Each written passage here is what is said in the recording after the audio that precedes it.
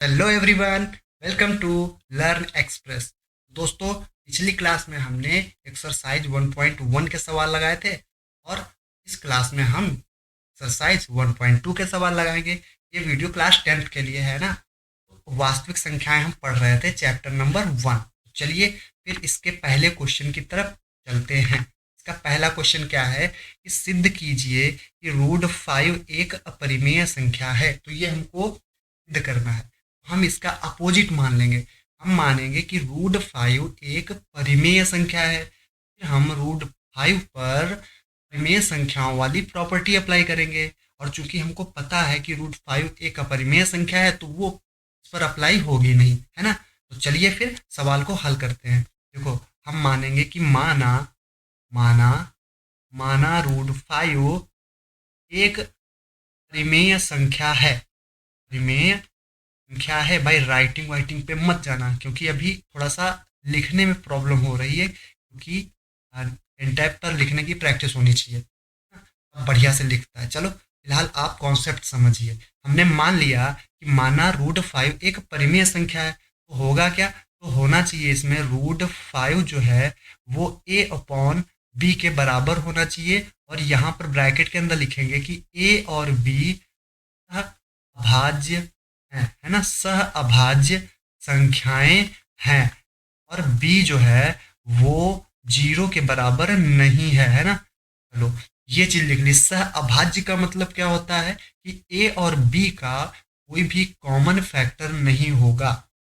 यानी कि ए और बी को कोई भी ऐसी संख्या नहीं होगी जो ए को भी काट दे और बी को भी काट दे, है ना। ये आप समझ लीजिएगा। समझ में आया कि नहीं आया?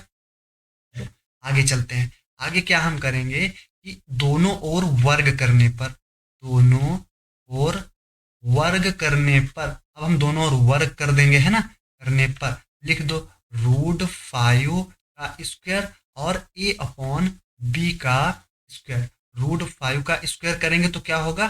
5। रूट 5 का स्क्वायर करेंगे तो वो हो जाएगा 5। और ए अपॉन बी का स्क्वायर करेंगे तो हो जाएगा A square upon B square. Cross multiply करा देंगे, क्योंकि बी स्क्वायर जो है वो ए स्क्वायर के अपॉन में है, बटे में है। तो ये दूसरी साइड में इसको ले जाएंगे तो ये मल्टीप्लाई में हो जाएगा। ये करा देंगे हम 5 बी स्क्वायर बराबर ए स्क्वायर। अब यहाँ से क्या निकल रहा है कि जो ए स्क्वायर है वो 5 से विभाजित हो रहा है। ये निकल रहा है यहाँ पे। कैसे? देखो, यहाँ पर 5 बी स्क्वायर के बराबर में ए स्क्वायर है, और 5b² का जो फैक्टर है ना, एक 5 है। यानी कि ए स्क्वायर का भी एक फैक्टर 5 होगा। सीधी सी बात है ना। चलो, अब इसको हम जैसे क्या करते हैं, लिख लेते हैं यहाँ पर यही चीज कि यहाँ यहाँ ए स्क्वायर 5 से 5 से विभाजित विभाजित हो रहा है। बस ऐसे ही आपको एग्जाम में लिखना है, बिल्कुल टेंशन नहीं लेने का।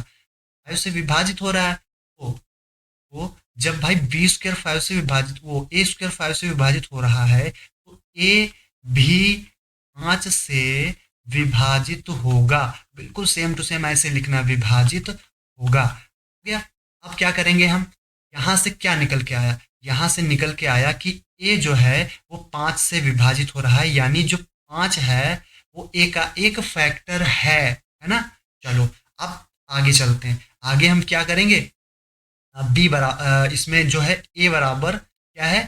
ए बराबर 5c लेने पर, ये हम लिख देंगे ए बराबर 5c लेने पर। चलो ले लेते हैं ए बराबर 5c। चलो, हाँ, यहाँ पर 1 मिनट, ये हमने लाइन खींच दी और लिख दिया कि ए बराबर 5c लेने पर।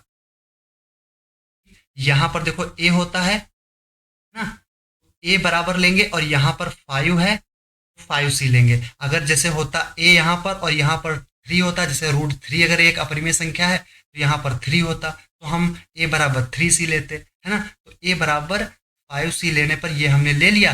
अब इस वाले समीकरण में जो 5b² बराबर ए स्क्वायर है, इसमें हम ये चीज अप्लाई कर देंगे। चलो अप्लाई करो। क्या है यहाँ पर?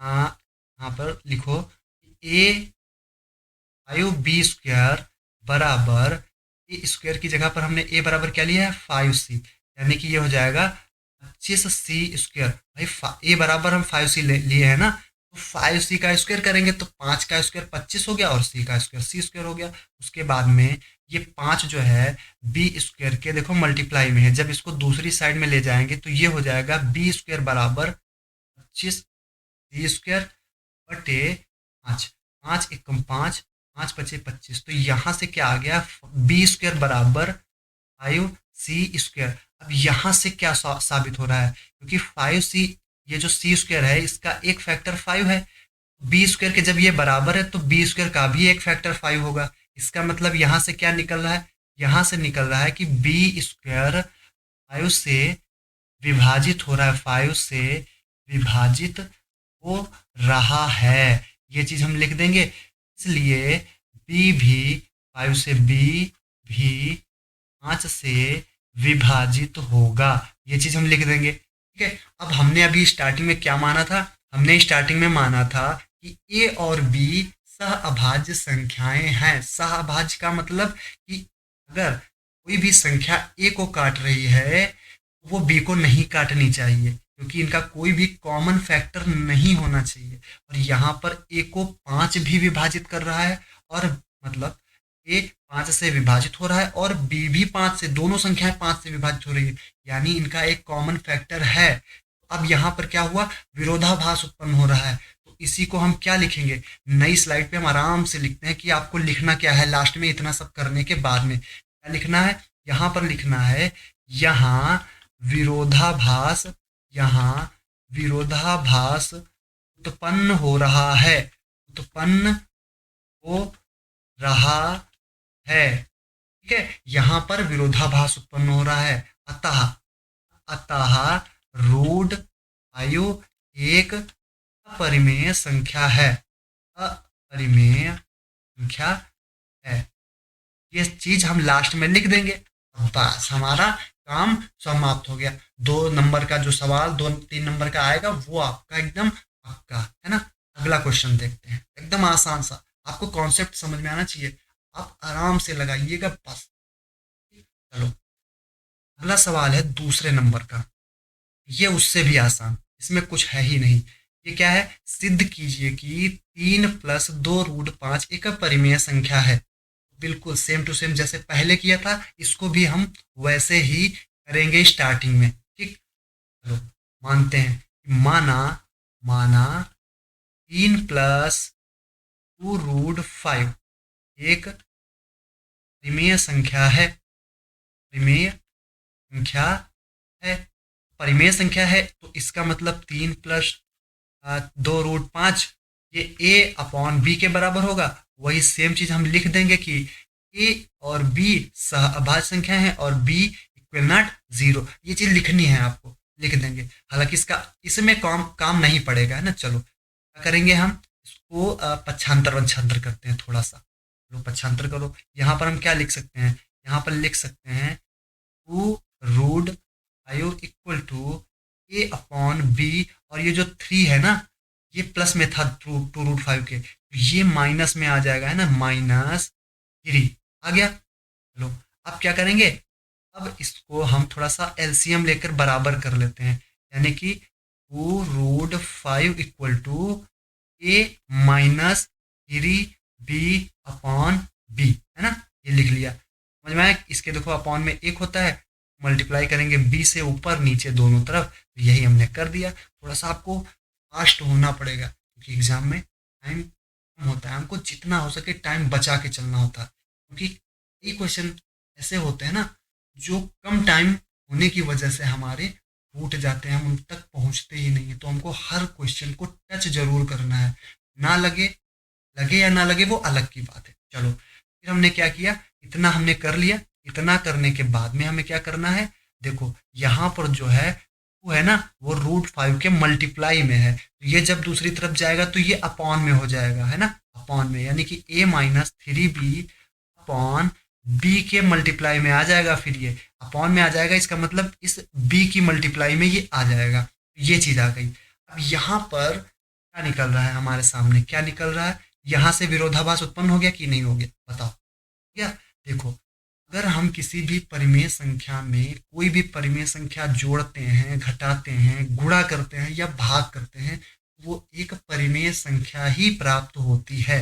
और किसी भी परिमेय संख्या के बराबर में अपरिमेय संख्या नहीं हो सकती। यानी कि यहाँ पर ए परिमेय संख्या है, बी परिमेय संख्या है, थ्री परिमेय संख्या है, यानी ए माइनस थ्री भी किया, बटे टू भी किया, ये भी एक परिमेय संख्या है। तो ये एक पूरी परिमेय संख्या है और इसके बराबर में इक्वल में एक अपरिमेय संख्या है। तो ऐसा क्या पॉसिबल है? यहाँ पर क्या उत्पन्न हो रहा है? विरोधाभास उत्पन्न हो रहा है। क्यों विरोधाभास उत्पन्न हो रहा है? क्योंकि हमने ये गलत कल्पना कर ली। ठीक है, तो हम लिख सकते हैं कि यहाँ विरोधाभास उत्पन्न हो रहा है, अतः three plus two root five एक परिमेय संख्या है। ठीक है, बस इतना सा। आपके 2 नंबर 2 3 नंबर जितने नंबर का सवाल आएगा वो फिर से पक्के, टेंशन की बात है नहीं। चलो अगला क्वेश्चन देखते हैं। अगला क्वेश्चन हमारा क्या है? अगला क्वेश्चन है तीसरा। सिद्ध कीजिए कि निम्नलिखित संख्याएं अपरिमेय संख्याएं हैं। ये हमको सिद्ध करना है। जैसे हम स्टार्टिंग में दोनों सवाल लगा चुके हैं, बिल्कुल सेम टू सेम वैसे ही है। छोटा सा सवाल, पहला वाला जो रूट फाइव वाला लगाया था वो वाला थोड़ा सा लॉन्ग था, लंबा था, है ना। और इसको ये सब दूसरे जैसा दूसरा क्वेश्चन लगाया बिल्कुल सेम वैसे ही लगाएंगे। वन वही मानेंगे, फिर वन अपान रूट टू बराबर ए अपॉन बी होगा, फिर मल्टीप्लाई में चला जाएगा, ऐसे ऐसे करके। बस कुछ कहने की जरूरत नहीं है, समझ में आया कि नहीं? इसको आपको ये तीनों सवाल लगाने हैं, तो बता दे। चलो एक हम बता देते हैं। देखो ये वाला तो बिल्कुल सेम टू सेम है उसी के तरीके से, दूसरे वाले क्वेश्चन की तरीके से। पहला हम बता देते हैं, इसमें भी मानना है वैसे ही। माना ज़्यादा लिखेंगे नहीं हम, ठीक है। माना वन अपान रूट टू एक में संख्या है, तो होगा क्या? One one upon root two बराबर ए अपॉन बी। इसके ब्रैकेट में वही चीज़ लिखेंगे। उसके बाद में क्या करेंगे? इसको पलटने पर, क्या करने पर? पलटने पर लिख देंगे। ये हो जाएगा रूट टू बराबर बी अपॉन ए हो जाएगा। अच्छा बताओ इस, और हमें पता है कि रूट टू क्या है? एक अपरिमेय संख्या है कि नहीं है? रूट टू एक अपरिमेय संख्या है। यहाँ पर पूछ रहा था कि वन अपान रूट टू को, तो हमने ऐसे लिख दिया। उसके बाद में हमने ये चीज कर दी। और हमें पता है कि बी अपॉन ए क्या है? परिमेय संख्या है। तो क्या किसी भी परिमेय संख्या के बराबर में अपरिमेय संख्या हो सकती है? नहीं हो सकती। यहाँ पर विरोधाभास उत्पन्न हो रहा है। अतः देखो ये हैंड राइटिंग आप ना समझना है क्या लिख रहे हैं। मैं जो बता रहा हूँ आप उसको समझने की कोशिश कीजिए। ठीक है, यहाँ पर लिख देंगे कि यहाँ पर विरोधाभास उत्पन्न हो रहा है। अतः वन अपान रूट टू एक परिमेय संख्या है। बस सिंपल सा। ठीक है, तो अभी तक अगर आपने ये वीडियो देखा है तो भाई वीडियो को लाइक कर दीजिए। चैनल पर नए हैं तो सब्सक्राइब कर दीजिए। मिलते हैं नेक्स्ट वीडियो के साथ में, तब तक के लिए बाय बाय, टेक केयर।